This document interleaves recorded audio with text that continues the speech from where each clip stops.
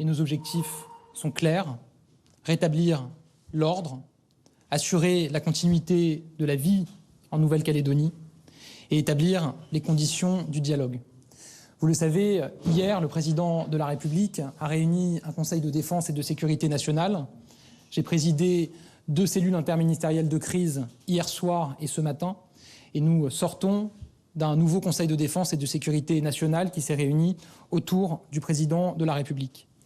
Cela nous a d'abord permis de faire des points de situation avec le haut-commissaire en Nouvelle-Calédonie. La situation y reste très tendue, avec des pillages, des émeutes, des incendies, des agressions qui sont évidemment insupportables et inqualifiables. Je rappelle que 2 gendarmes sont décédés. Un gendarme a été tué hier d'une balle dans la tête.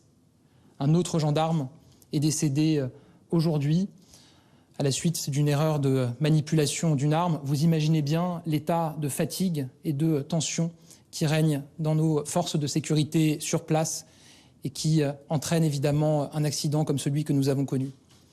Derrière ces 2 gendarmes décédés, ce sont 2 vies qui sont parties, ce sont des proches, des familles, et vous me permettrez évidemment de renouveler mon soutien, ma solidarité, celle de mon gouvernement à l'endroit des proches et des familles des 2 gendarmes qui sont décédés.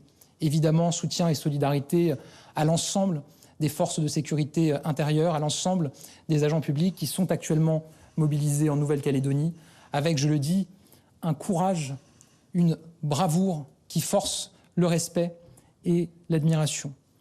Notre objectif est clair, le premier objectif est clair: rétablir l'ordre et mettre hors d'état d'agir tous ceux qui, depuis 3 nuits, pillent, incendient, agressent et sont responsables de ces émeutes. Dans ces conditions, le président de la République a réuni un Conseil de défense et de sécurité nationale et plusieurs décisions ont été prises. D'abord, à la demande du président de la République, nous allons renforcer encore le pont aérien de rétablissement de l'ordre qui a été mis en place pour déployer 1 millier d'effectifs de sécurité intérieure supplémentaires, en plus des 1700 effectifs qui sont déjà sur place. Très concrètement, des forces du GIGN sont arrivées hier soir, venues de Polynésie. Un avion vient d'atterrir sur place en Nouvelle-Calédonie avec 132 effectifs supplémentaires. Un avion est parti hier soir de l'Hexagone avec un escadron de gendarmerie mobile et 40 forces du GIGN, soit 116 effectifs supplémentaires. Cet avion est attendu sur place en Nouvelle-Calédonie dans les prochaines heures. Cet après-midi, un nouvel avion décollera de l'Hexagone avec 2 escadrons de gendarmerie mobile et 2 compagnies de CRS, soit 250 effectifs supplémentaires qui arriveront dans les prochaines heures.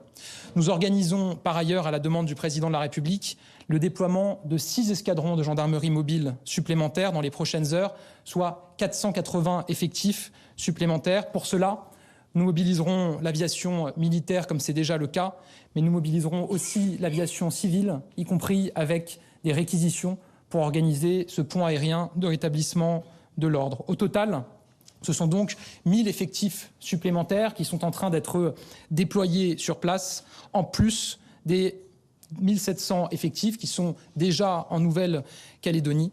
C'est un niveau de mobilisation qui est inédit et qui illustre la détermination du gouvernement, du président de la République à rétablir l'ordre dans les plus brefs délais. Pour rétablir l'ordre, le président de la République a demandé la plus grande fermeté à l'endroit des pillards et des émeutiers.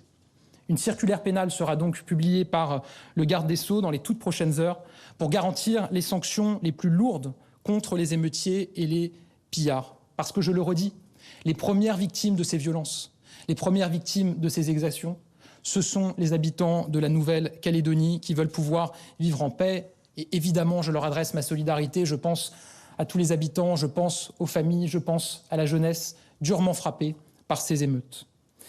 Le deuxième objectif, après celui du rétablissement de l'ordre, c'est évidemment la continuité de la vie en Nouvelle-Calédonie.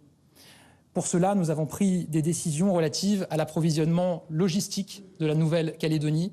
Une CIC logistique a été déclenchée et là aussi un pont aérien est mis en place pour évidemment ravitailler la Nouvelle-Calédonie des denrées et des matières absolument essentielles, garantir la continuité des services de soins et évidemment l'approvisionnement alimentaire de l'île dans les prochaines heures, les prochains jours. Évidemment, c'est ce qui est attendu par les habitants. Cette crise a des conséquences économiques importantes. Et je pense à tous les commerçants, je pense aux pharmaciens qui ont vu leurs locaux, leurs commerces incendiés, pillés, détruits. Je pense aux entreprises qui sont très lourdement impactées. Pour ces raisons, nous avons demandé à Bruno Le Maire, le ministre de l'économie et des finances, de réunir dans les prochaines heures en visioconférence le monde économique de la Nouvelle-Calédonie pour leur apporter le soutien nécessaire et évidemment construire avec eux toutes les solutions et toutes les mesures qui leur permettront dans la durée de tenir, de se relever et de continuer à pouvoir exercer en Nouvelle-Calédonie. Enfin, je veux le dire, dans une situation comme celle-ci, dans une situation comme celle que nous connaissons, il est de mon devoir de Premier ministre d'informer et d'échanger avec les représentants de la nation sur la situation sur place et les actions que nous mettons en œuvre pour atteindre nos objectifs, à savoir, je le redis, rétablir l'ordre, assurer la continuité de la vie sur place et établir les conditions du dialogue. C'est la raison pour laquelle je proposerai et j'inviterai dans les prochaines heures les présidents des deux assemblées, président du Sénat, présidente de l'Assemblée nationale et les comités de liaison parlementaires qui ont été mis en place sur la Nouvelle-Calédonie à un échange avec moi et le ministre de l'Intérieur à Matignon. Je veux le dire avec l'ensemble de mon gouvernement et je salue la mobilisation notamment du ministre de l'Intérieur, du ministre des Armées, du garde des Sceaux. Nous sommes pleinement mobilisés pour répondre à cette situation qui est grave. Nous le devons aux Calédoniens, nous le devons à la jeunesse calédonienne, nous le devons à la République. Je vous remercie.